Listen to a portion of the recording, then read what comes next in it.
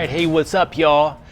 Let's see if we can pull this off. So this is my Cliff Notes or summary of the latest flexible animal-based omnivore meeting that we had. We had our number 2 meeting this past weekend, and it was an amazing meeting. We covered so much information.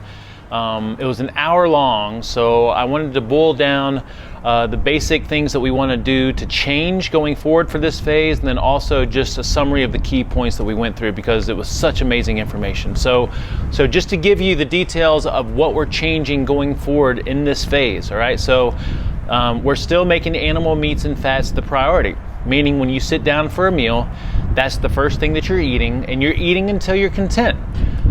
This actually helps to have some good digestive habits, meaning that you're sitting there, you're very mindful, you chew your food very well, and when you do that, you're going to notice that your body has a time to register the food, and it gives you some signals of satiation earlier than you expect. And what we've been noticing is we finish our meal before finishing our plate, and we are done, we're satisfied, and then we get up and maybe we have like a little bit of fruit later. But anyway, priority is animal meats and fats. Making sure that you have a decent amount of fat with each one of these meals to compensate for not having a bunch of the other plants. And then anything that you feel like eating afterwards, plants are going to be secondary, okay? So we're still eliminating hardy vegetables, we're still eliminating nightshades and all seeds, and now this time going forward, we're eliminating greens and safe starches and sweet fruits. So really the only plants that we have in the deal for this second phase are going to be high-fat plants like olives and avocados and coconuts, and then low sugar fruits like berries, and then minimal herbs and seasonings to do what you got to do to make it palatable. Ideally, you're just using salt or salt and pepper. All right, and then our superfood focus, hopefully we're incorporating bone stock to some degree, and then going forward, let's try to get some bone marrow in there. I try to get bone marrow most days, but even if you just do it one time as an experiment, I think that would be really useful, and we have a really good video on how to prepare that. For liquids, we're pulling out all the LaCroix, the Zevias, the flavored waters. We're just sticking to clean water, sparkling water, coffee and tea. You can still have one clean alcoholic drink per evening if that's your thing, all right? Now, let's get into the summary of the key concepts. So stay with me because this is really useful information. So remember, one of the ways that we master real food going forward for life is that we always have to be going without something. We always have to be experimenting to see how it makes us feel. And the reason that we're doing this flexible animal-based omnivore progression is because if we pull out plants are where the majority of the problems are. In fact, when you go to meat only, there is no problems with meat. And we're not saying that we're against plants or going forward that that's going to be our stance. It's just that we have to understand and be aware of and be cautious with plants, and specifically within the plant world, there's certain things that are potentially more problematic than others. All right, so one of the crucial concepts that we covered here was I was on a camping trip one time looking around out in nature and thought to myself, if I was out here stranded in a survival situation, what would I be eating? What am I looking at that looks appetizing? And I can tell you right now, let me make sure my camera's still on because the wind is blowing out here and I'm trying to stabilize it. If I'm out in a survival situation, I'm looking around, I'm not looking at bushes and trees as something that I would want to eat. Worst case scenario, if I could find some edible plants, I'm sure that would be something. Definitely, ideally they would be like fruit or carb based to give me some energy, but like some leaves and ferns and stuff, I don't see that being very sustaining, But I look around at any animal and I can pretty much eat any animal that's out there, right? So having that realization when I was out camping one time, I was like, if I was in a survival situation, my priority would probably be the most nutrient and calorie bang for buck that I could possibly get, and that would be animals or fish, right? Another thing that we talk, and that's just a good thought experiment. Just imagine being out, anytime you're walking around, like just look around and just think like, what would I eat? You got to be very selective with the plants, right? Because they can make you sick. But animals, you can skin or defeather, and then you can cook them up, and you can pretty much eat just about any animal. Some may taste better than others, but anyway. Also, we talked about how we had this evolutionary split a long time ago. I can't remember where it is. Like I was looking at a bunch of archaeology, like little trees of evolutionary paths and stuff like that. Herbivores, they have co-evolved with plants eating plants and developed digestive systems to cope with plants and to convert plants into usable nutrients and energy, and also to mitigate the toxins in plants. Humans took a different path, all right? What made us human was the caloric density and the nutrient density of animal foods, which helped us increase our brain size, but to compensate, our digestive systems completely changed so that we could absorb more nutrient-dense and calorically dense foods and direct nutrient-to-nutrient assimilation. All right, so we evolved with a digestive system geared towards digesting those foods.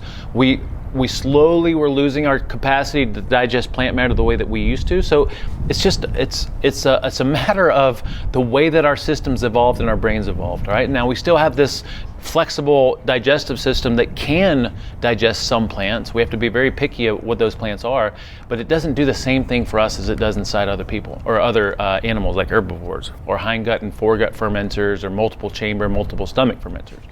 All right, something else we talked about, like why do so many vegans see so much success and progress, especially when starting out?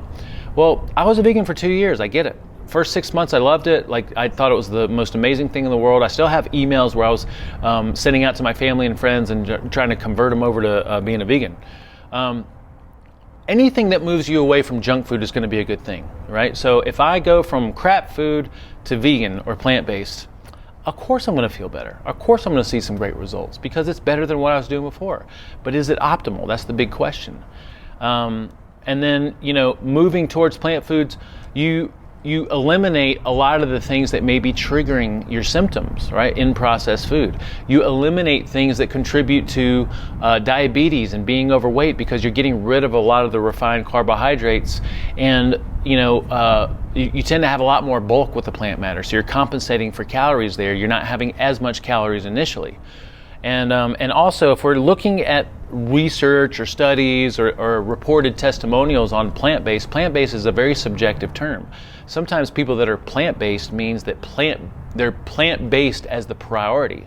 Plant-based does not mean 100% plants in some situations for some people, right? So they could be having some animal products in there. And I just want to be clear here too, like, we're not bashing vegans at all, ever. Never will be, because vegan is a subset of real food. It's underneath the real food umbrella. We just don't think that vegan is optimal. All right. So we answered that question. Also, we talked about hormesis or hormetic stressors. All right. These are things that in small amounts tend to be beneficial. All right, beneficial stressors. Exercise is probably the most famous hormetic stressor because exercise in and of itself is not good for you because it breaks you down. The adaptation recovery to exercise is what's beneficial. That's what is known as an external or environmental hormetic stressor that's good for us in small amounts. Sun exposure is the same thing, fasting, extreme temperatures. But then we get into chemical and molecular stressors. This is a concept that we got from Paul Saladino, by the way, Dr. Paul Saladino. Chemical and molecular stressors are different. Our bodies don't want chemical stressors or toxins. So we would never say a little bit of smoking is good for you because of the adaptation that we get to it, or a little bit of alcohol is good for you because of the adaptation. Now we may say the enjoyment you get out of having a drink here and there is worth it, but there's nothing physiological good that comes out of consuming toxins and processed food and being exposed to pollutions and things like that, right? So the point that we're making there is, if we deem something inside a plant or any food for that matter as a toxin, even if it's small amounts, the argument is that we don't want that stuff in our body. Our body doesn't want that. So there's certain things that are considered beneficial about plants that is based on this hormetic stressor effect idea.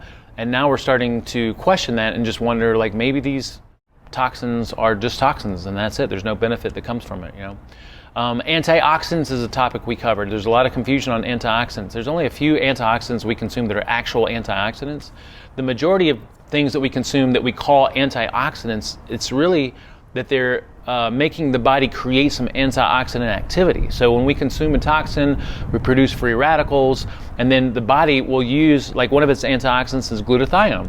It will use glutathione to neutralize those free radicals. And we see increased glutathione levels sometimes when we consume toxins or things in plants that are problematic for us. But that doesn't mean that's a good thing. Just because I have raised glutathione activity, it means that my body's using that, pulling that from its stores. So We also talked about treating symptoms versus root cause. So a lot of us, including myself, for most of our lives have been running around trying to consume these things that are anti-inflammatory, turmeric, curcumin, that are not nutrient-based, okay? So instead of asking the question of what are all these different little things I can consume to get some anti-inflammatory effects inside the body, the question is, what is causing the inflammation that I'm trying to get rid of in the first place? And usually that boils down to real food, sleep, stress mitigation through meditation, getting outside and getting some sun and things like that. So that was a really good discussion. It's like, maybe the mindset should not be how many anti-inflammatory inducing things can I take, because they may come with some problematic side effects. Just like, NSAIDs, ibuprofen, anti-inflammatory, but over time, it does a lot of damage to the body. It messes with the digestive lining. It inhibits your body's ability to anti-inflame on its own. And so maybe that's the same thing that's happening with some of these anti-inflammatory plant chemicals. We talked about studies and the difference between the studies that we see in mainstream news and on Facebook or wherever you get your news from usually are not really studies, they're observational data. We call this epidemiological. So they're called epidemiological studies, but they're not really studies. We're looking at population data and drawing some conclusions. And what we know here is that correlation does not equal causation. Just because two things are correlated with each other, such as eating red meat and the incidence of colon cancer. Well, once you see both rates go up, correlated, and so a lot of people would say, well, there's the proof right there that eating red meat causes colon cancer. And what we find is, well, that's just an observation, and it doesn't equal causation, because first of all, what is meat in these studies? Usually it's lasagna and Hot Pockets and pizza sauce and stuff like that, which if you're talking about someone like us who's eating real meat, from animals ideally that are raised naturally and a decent level of quality, it's a completely different situation and story. And correlation does not equal causation. There's plenty of things that are correlated that have nothing to do with each other. And maybe I'll provide some examples if somebody has a question on that, right? So we talked about healthy user bias and unhealthy user bias, meaning that a lot of times when we see this data, observational epidemiological data of these populations that seem to do better plant-based, seem to do better kale shakes, well, a lot of times people that are doing something that's good, they're also doing a lot of other things that are good because they are healthy people. And so because they're healthy people, maybe their improvement in health is because they adopted all these other habits, and it's not that one thing that we're looking at. That's a possibility. It's a possibility with even the stuff that we're looking at from an omnivore perspective or a meat eater perspective. And then we also have unhealthy user bias. This is where we see a lot of the damaging advice going against eating red meat and saturated fat, because usually, since most of our lives we've been told that eating meat and fat is bad for us, the majority of people that eat meat and fat don't care as much about their health as someone extremely healthy, and so they're more likely to eat more meat and fat, and so that can tend to skew the data. So we have talked about healthy user bias, unhealthy user bias, and then we talked about the different types of plant toxins specifically and what they do inside the body, like phytonutrients, which are basically plant pesticides the plant develops to ward off pests. It's like a natural insecticide, and then also things like sulforaphane, which it's created when you destroy a plant. So it's not there inherently, but when you destroy a plant as a defense mechanism, it will create this chemical out of several different chemicals that combine together as a reaction to being harmed. All right, so then also we talked about polyphenols, and polyphenols may not be the good things for us that we've been told they are, including myself. I've done several talks on polyphenols. Polyphenols, there's no receptor site inside the body for polyphenols. There's no nutrient-based usage for polyphenols. They are a mild stressor to the body, and now we're considering that maybe it's not a good stressor because chemical and molecular stressors probably aren't something the body wants inside the body. And then also we talked about anti-nutrients. We've covered this before, things that the plant develops inside of itself and especially inside of seeds to discourage mammals from consuming them. Things like lectins. A really good book on lectins and anti-nutrients in general, by the way, is The Plant Paradox by Dr. Steve Gundry. And then also things like nightshades, tend to have a lot of problematic factors. Most nightshades are poisonous. There are some that are edible, but they have the remnants of those toxic poison plants. And so that's why a lot of people are sensitive to them. And we talked about the problems with the oxalates and high oxalate plant foods. And then finally, we closed the whole discussion with this talk around nutrient bioavailability of different food sources. So we've talked before about nutritional vitality, and what we're trying to do when we assess a food based on nutritional vitality is assess it on, how much nutrients does it have the body can use, including bioavailable nutrients. Is there minimal toxicity, and does this contribute to metabolic flexibility and fat burning? So when we look at animal foods in a pristine, ideal theoretical environment without the modern CAFO, mass feeding operations, then animal foods are extremely bioavailable nutrition. All right, our bodies can use the majority of what is in an animal food because we are animals, and we do really well on direct nutrient to nutrient assimilation. There's some nutrients that we can't get in plants, like vitamin B12 and vitamin D3 and vitamin K2. And there's some things that are very unique to animal foods that we may be able to get in plants in small amounts, but not in significant amounts. Things like carnitine and creatine and choline and taurine and carnosine. And so these are nutrients that are extremely beneficial that we're not going to get much of it when we eat plants. And then we talked about how if we're talking about bioavailability of nutrients, phytic acid and oxalates, one of the problems with those two things is that they actually bite minerals or bind to minerals to hold on to them for the growing plant, which means that when we think that we're getting a certain amount of nutrients or mineral content from a certain plant, a lot of times we're not getting that because it's being bound up by fiber, phytic acid, and also oxalates. And then, of course, we can't talk about bioavailability without talking about protein. I mean, pound per pound, obviously animal meats are going to trump any kind of plant in protein, but then also it's the essential amino acids, the amino acid profile, and the absorbability. There's a really good score process out there, I forget what it's called, it's like digestible, indispensable amino acid score or something like that, which measures the assimilation of nutrients post-digestion. And when we look at that score for different proteins, animal meats trump all the different plants, right? So the point there is, if I'm gonna eat something to facilitate this amazing body, if I'm gonna eat something to try to build this body and contribute to all the functions, I might as well eat something that I'm able to use the majority of it. That's the argument that we're making there.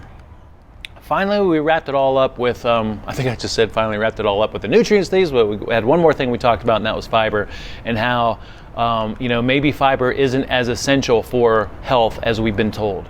And I think at the end of that, I actually had this discussion, and there's a lot of different stuff that we can go through on that fiber topic. We covered all kinds of different digestive disorders and things that are actually, that we've been told would be improved with fiber, and actually we see that a lot of times they're made worse, and it may not be the case that we need fiber. Definitely don't need it for bowel movements. I mean, we have a ton of people that have eaten meat only for months and several months and no problem with bowel movements. But anyway, I think I finished that whole discussion I planted a question, and it was basically, what if? You know how we all believe now and understand that meat and saturated fat from real food sources and traditional sources are not bad for us, like we've been told for the past 50 or 60 years. In fact, the reason that this nation and the modern population on this planet is so sick is because, one of the biggest reasons, is because we've been told for the majority of our existence that animal meats and saturated fat are bad for us, and they're actually extremely helpful for us, right?